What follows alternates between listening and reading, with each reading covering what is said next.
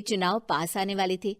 पूरे कानपुर शहर में टिकट को लेकर मारामारी शुरू थी, लेकिन सबसे ज्यादा चर्चा में वार्ड नंबर 40 की सीट थी। वो इसलिए क्योंकि इस बार वहां की सीट महिला के लिए आरक्षित थी। अब सवाल ये था कि चुनाव लड़ेगा कौन।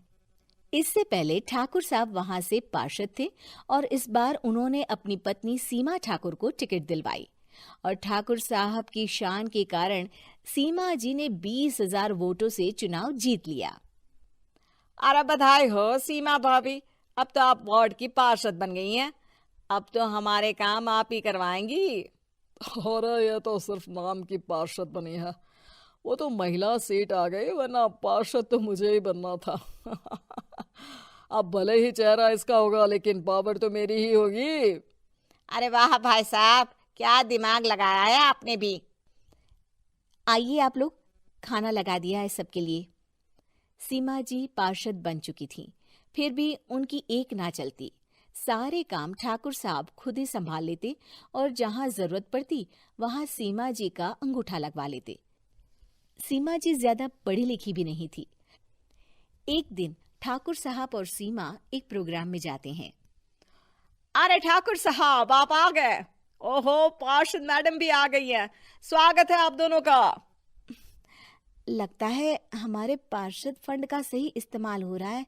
चलिए अब उद्घाटन करते हैं। ये लीजिए ठाकुर साहब कैची, आप ही सबसे पहले प्रवेश कीजिए।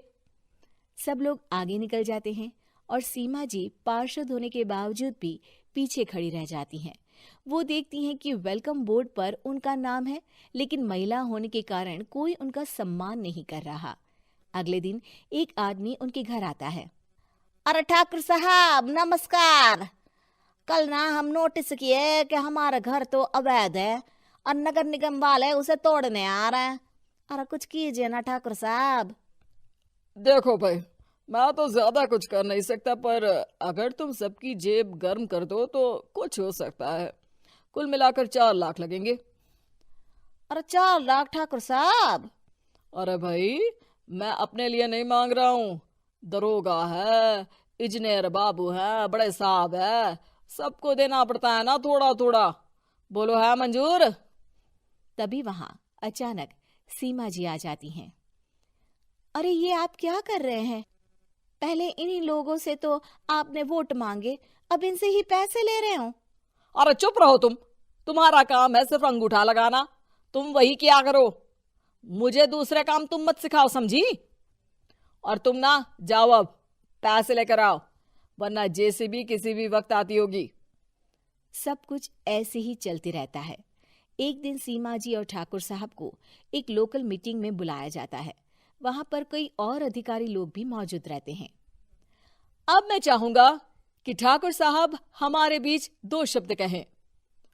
मेरे प्यारे भाइयों और बहनों, आज मेरा सौभाग्य है कि मैं आप सबकी सेवा दिन रात कर पा रहा हूं।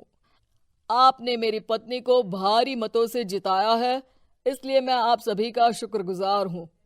मैं आप सबसे वादा करता हूं कि हमेशा की तरह हमारे वार्ड में किसी को कोई तकलीफ नहीं आने दूंगा। सभी लोग तालियां बजाने लगते हैं। अब मैं माननीय पार्षद मैडम को स्टेज पे बुलाना चाहूंगा। अपने नाम को बुलाया सुनकर सीमा जी एकदम चौंक जाती है। उन्हें बिल्कुल उम्मीद नहीं थी कि इतनी बड़ी जगह उन्हें मंच पर बुलाया जाएगा। जैसे तैसे वो मंच पर चढ़ती हैं। ऊपर जाते ही सीमा जी को सारी पुरानी बातें याद आ जाती हैं कि किस तरह उनके पति उन्हें कभी भी आगे बढ़ने नहीं देते और उनके नाम से गलत काम करते हैं। वो बोलने लगती हैं। मैं आपके वार्ड की पार्षद सीमा हूं। आप में से बहुत कम लोग ही मुझे जानते होंगे, क्योंकि इससे पहले मुझे कभी ऐसा मौका ही नहीं मिला। सारे मौके मेरे पार्षद पति यानी आपके ठाकुर साहब ही लेते रहे, लेकिन आज ये मौका मुझे मिला है तो मैं इसे ऐसे ही नहीं जाने दूंगी। मैं आपको ये बताना चाहती हूँ कि आपके ठाकुर साहब मेरे नाम की आड़ में गैर कानूनी काम करते हैं, जिस पर अंगूठों के निशान मेरे होते थे। इसीलिए मैं अपनी गलती मानती हूँ और आज अपने पद से इस्तीफा देती हूँ, ताकि आगे से कोई गलत काम ना हो पाए। अब फैसला आप सबके हाथ में है कि आप हमें क्या सजा देना चाहते हैं। सीमा जी की बातें सुनकर ठाकुर साहब के चेहरे का रंग उड़ जाता है और वो शर्म से मुंह नीचा करके वहां से चले जाते हैं और पद से इस्तीफा देकर ही सही सीमा जी अपने आप में आत्मविश्वास महसूस करती हैं।